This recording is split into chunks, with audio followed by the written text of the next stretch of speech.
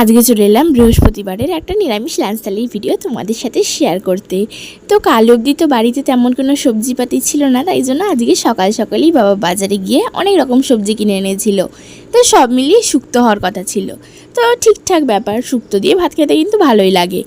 কিন্তু দুর্ভাগ্যবশত বাবা যে কাঁচকলাটা এনেছিল সেটা এমনই জাতের কাঁচকলা যে অর্ধেক টাইপসের হয়ে পেকে গিয়েছিল, যার কারণে শক্ত হয়ে গিয়েছিল, তাই জন্য তরকারিতে কিন্তু একটাও কাঁচকলা খাওয়া যায়নি।